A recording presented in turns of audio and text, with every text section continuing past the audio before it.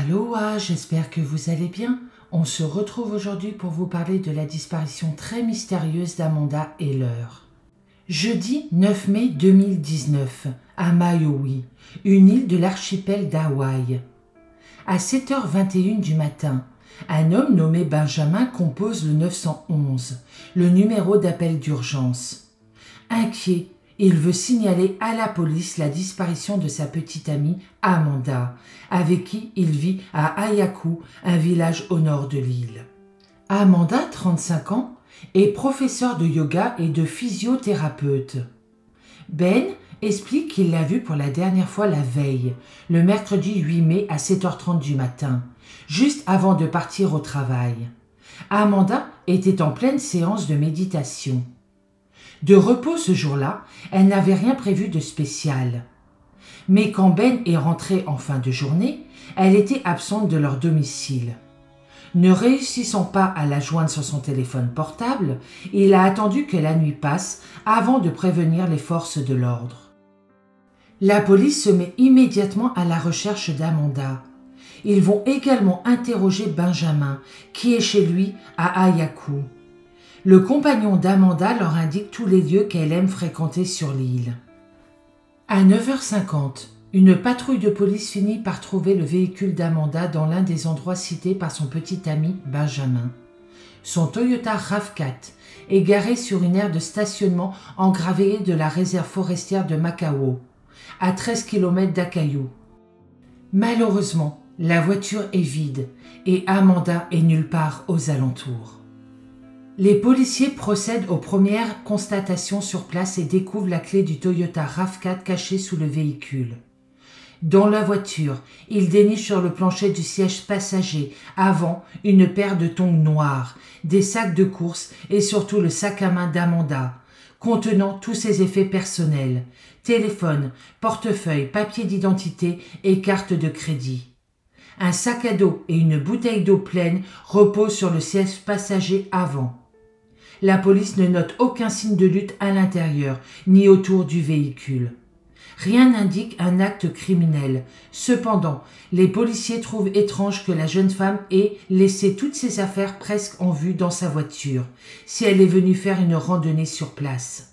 C'est pourtant possible, car selon Benjamin, son petit ami, les chaussures de running d'Amanda n'étaient plus à leur domicile.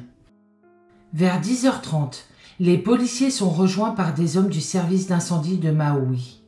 Pendant que des groupes de sauveteurs et pompiers fouillent la forêt, un hélicoptère équipé d'une caméra infrarouge survole la cime des arbres. Mais l'opération de recherche s'annonce compliquée. La réserve forestière de Makau s'étale sur 8 km² et sa végétation est très dense. Par endroits, le terrain est très escarpé. La réserve est traversée par 7 sentiers, dont le principal, le Ka'akapa'o Loop, fait 10 km de long. Le véhicule d'Amanda a justement été trouvé garé à proximité du départ de ce sentier. Durant les recherches en forêt, le Maui Police Department démarre une enquête. Le véhicule d'Amanda est expertisé par des techniciens de la police scientifique, qui ne révèlent rien de suspect.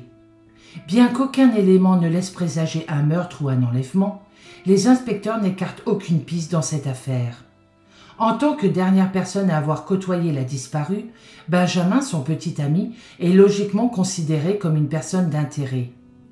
Benjamin accepte de se soumettre au polygraphe et passe le test avec succès.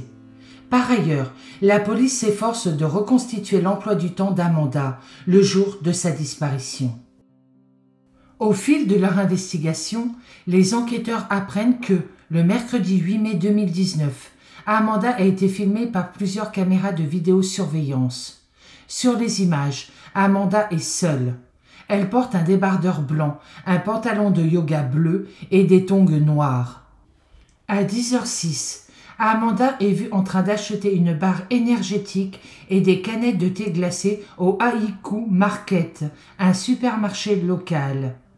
À 10h19, elle envoie un colis au bureau de poste de la ville. À 10h21, le Toyota RAV4 blanc d'Amanda est observé quittant le parking du bureau de poste. Vers 12h12, un pompier de Maui, qui s'adonne à la randonnée, repère la voiture d'Amanda sur l'aire de stationnement de la réserve forestière.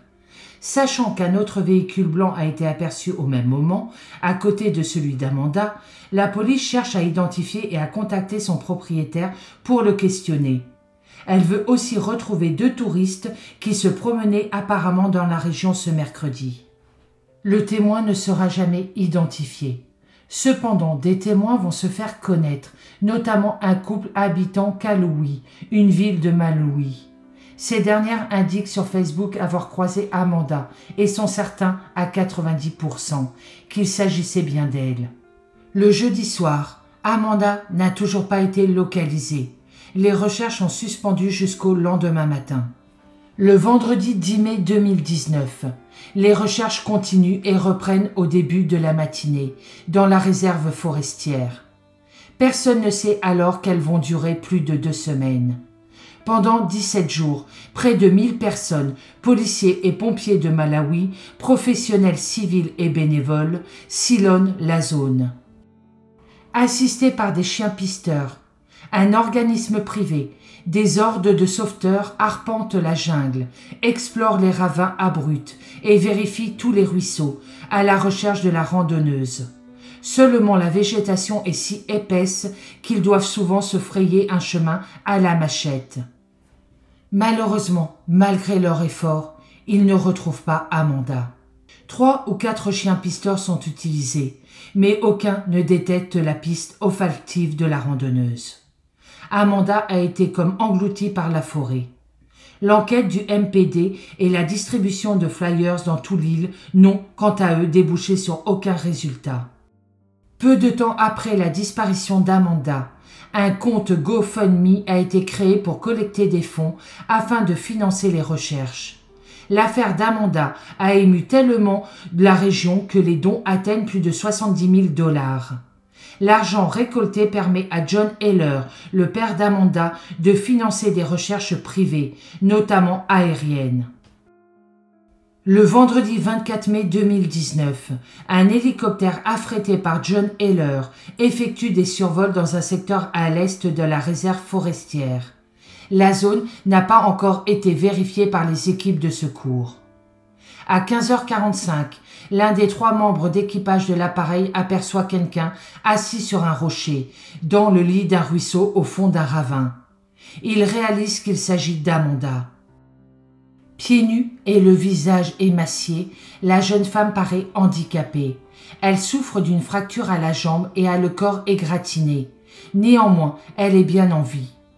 Et malgré la douleur, elle affiche un grand sourire. Le site était difficile d'accès. L'hélicoptère doit effectuer quelques manœuvres pour récupérer la randonneuse, qui est évacuée sans délai vers un hôpital. L'endroit où elle a été secourue se situe à environ 6 km de celui où elle avait laissé son véhicule. Amanda Heller est vivante. Une annonce est rapidement mise sur Facebook par ses proches. Beaucoup d'entre eux étaient convaincus qu'elle avait la capacité de tenir aussi longtemps. Amanda a survécu grâce à sa connaissance de la végétation locale. Sa profession l'a aussi aidée. En effet, la physiothérapie est une forme de soin dont le but est de vous permettre de retrouver le maximum de vos capacités physiques en fonction de votre condition, ainsi que de votre potentiel de récupération. À l'hôpital, Amanda explique que le jour de sa disparition, elle comptait initialement faire un jogging de 5 km dans la réserve forestière, mais qu'elle a changé d'avis en raison de nombreux troncs d'arbres au sol. Elle a donc marché plusieurs kilomètres. Après s'être assise pour méditer, elle n'a pas réussi à retrouver son chemin pour revenir à son véhicule. Amanda a donc erré seule dans la nature pendant des heures. Elle a passé une première nuit dehors et le lendemain, elle a perdu ses chaussures à cause d'une crue subite. Pourtant, les hélicoptères sont passés au-dessus d'elle dans le ciel, mais personne ne l'a vue. Par la suite, Amanda s'est cassé la jambe en tombant dans un ravin, où elle a organisé sa survie en attendant les secours. Le samedi 25 mai 2019, Amanda remercie les centaines de bénévoles qui se sont mobilisés pour la retrouver et affirme que toutes les journées passées seule dans la forêt ont été les plus dures de son existence. Elle s'excuse également pour les problèmes qu'elle a engendrés et reconnaît avoir été irresponsable en n'emportant pas son téléphone portable avec elle. Amanda a eu beaucoup de chance. Malheureusement, ce n'a pas été le cas de Noah, Mina, un autre randonneur hawaïen porté disparu à Hawaï le 20 mai 2019. Moins d'une semaine après le sauvetage miraculeux d'Amanda, Mina a été retrouvée décédée des suites d'une chute de 90 mètres dans la réserve forestière. Enfin, une disparition qui finit bien. Mais elle contient néanmoins une part de mystère. En effet, un article de CNN en date du 25 mai 2019 a révélé une information intrigante et mystérieuse. Dans une interview, Amanda a raconté s'être sentie comme irrésistiblement attirée par la forêt le jour de sa disparition.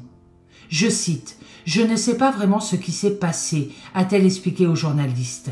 Apparemment, elle aurait écouté une voix qui lui disait de s'enfoncer dans les bois, de prendre à gauche puis à droite sur le chemin. Voilà comment elle s'est perdue dans la réserve forestière. Cette voix est très mystérieuse, car c'est en écoutant ces indications données par cette voix qu'elle s'est égarée dans la jungle. D'où provenait donc cette voix? En faisant mes recherches, il y a partout sur la planète des légendes inquiétantes concernant des promeneurs qui périssent après avoir suivi des voies dans les bois. Il y a beaucoup de légendes qui concernent Hawaï. Les autochtones croient en l'existence de créatures magiques et d'entités dans les forêts montagneuses de l'archipel. C'est la fin de cette vidéo et pour une fois, cela finit bien. Je vous souhaite une très bonne journée, je vous dis à bientôt dans une prochaine vidéo et surtout prenez soin de vous.